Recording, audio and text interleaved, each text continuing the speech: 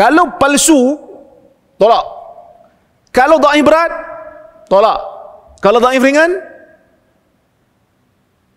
nak tolak mutlak pun tak boleh, nak terima mutlak pun tak boleh. Maksudnya kita terima bersyarat. Macam ahli parlimen sekarang lah. Nak terima bersyarat. Sampai sekarang tak ada Perdana Menteri lagi kita ni.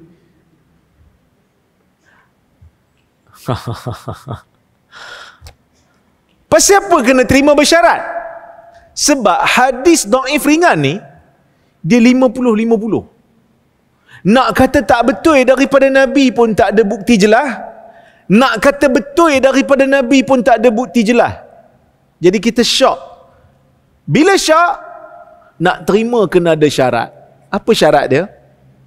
Syarat dia, jangan hadis tersebut kita nak pakai dalam hukum akidah ataupun fiqh ataupun hukum hakam. Tak boleh. Dia mesti dalam bab-bab yang tertentu, yang bab yang bukan ada kaitan dengan hukum hakam. Tengok apa kata buku ni. Siapa yang ada buku, tengok muka surat 156. Nak habis dah kita ni kan? Nak habis dah buku ni insya-Allah. Lepas ni kita baca buku lain. Dia kata tidak menerima hadis dhaif ringan melainkan dalam ruang lingkup yang dibenarkan. Manakala jika sesebuah riwayat itu dihukum dhaif ringan oleh para ulama, ia boleh dijadikan panduan dalam bab selain akidah dan hukum hakam. Ini yang ditegaskan oleh ulama hadis. Al-Iraqi menjelaskan. Iraqi ni seorang ulama hadis. Dia kata apa? Wa amma ghairul mawdu' fajawwazu at-tasahul fi isnadih wa riwayatih min ghairi bayanin li dha'fih idza kana fi ghairi al-ahkam wal aqaid bal fi at-targhib wat tarhib min al-mawa'ith wal qisas wa fadail al-a'mal wa nahwiha.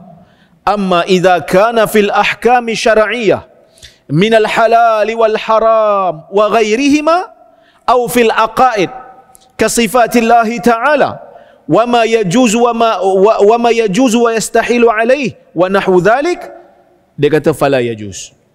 Benda tak boleh lah dia kata. Okey, contoh dia kata, saya terjemah. Adapun hadis yang bukan palsu, maka mereka yakni ulama hadis membenarkan kita agak sedikit bermudah-mudah, longgar, kita lunak sikit, kita lenient sikit, kita tak ketatkan syarat pada sanadnya dan periwayatannya, walaupun tanpa kita menjelaskan ia dhaif, jika dalam bab selain daripada hukum dan selain daripada akidah. Bahkan yang boleh apa dia? Dalam bab targhib. Apa itu targhib?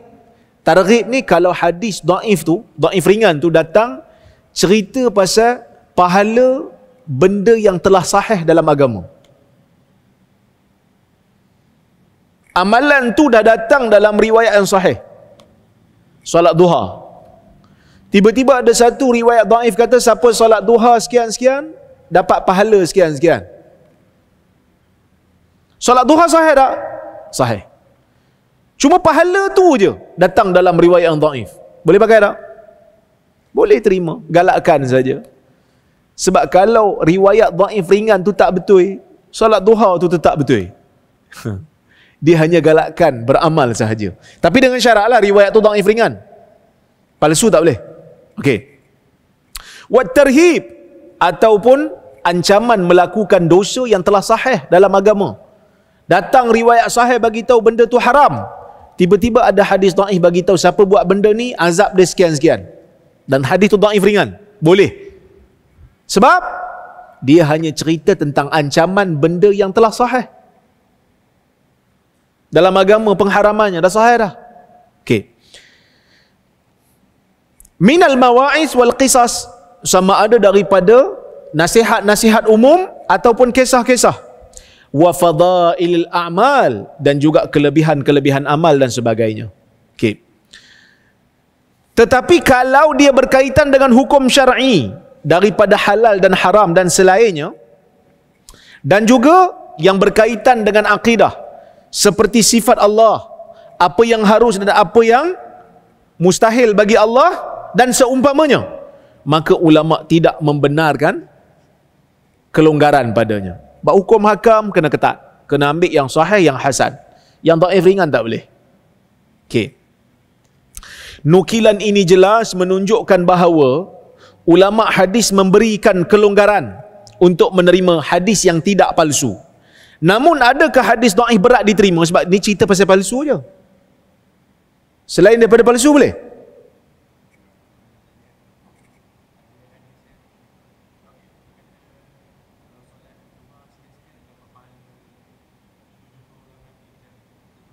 Itu palsu.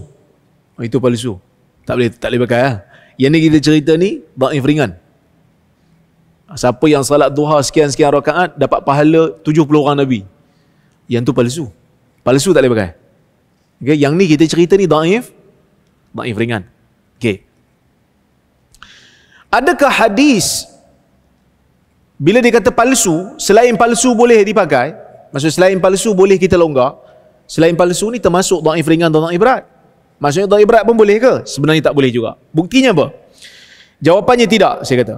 Hanya dhaif ringan diterima. Al-Baihaqi menjelaskan, Al-Imamul Baihaqi dia jelaskan apa? Dia kata, wa darbin la yakunu rawihi muttahaman bil wada' ghaira annahu urifa bi su'il hifz wa kasratil ghalat fi riwayatihi. Dia kata, satu lagi jenis hadis yang mana perawinya tu tak dituduh berdusta dalam periwayatan hadis.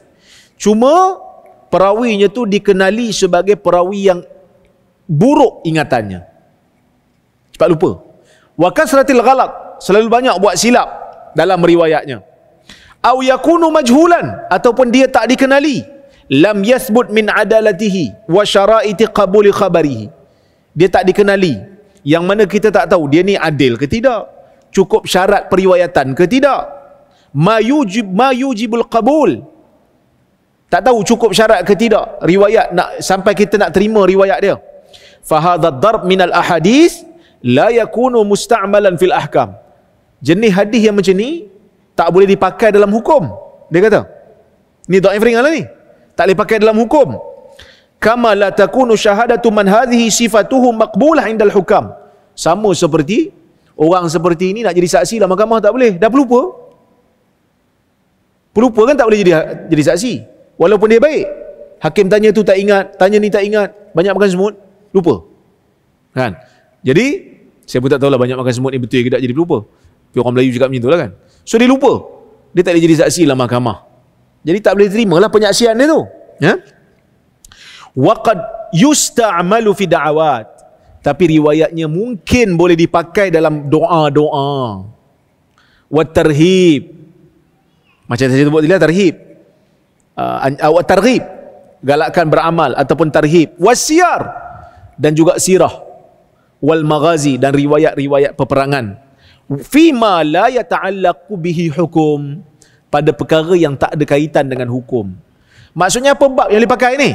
Yang boleh pakai hadis dhaif ringan ni, pertama doa. Yang kedua, galakkan beramal untuk amalan yang sahih.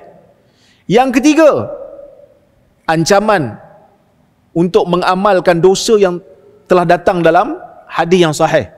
Yang keempat, doa-doa. Yang kelima, riwayat-riwayat sirah. Yang keenam, riwayat-riwayat peperangan yang tak ada kaitan dengan hukum. Boleh? Boleh terima.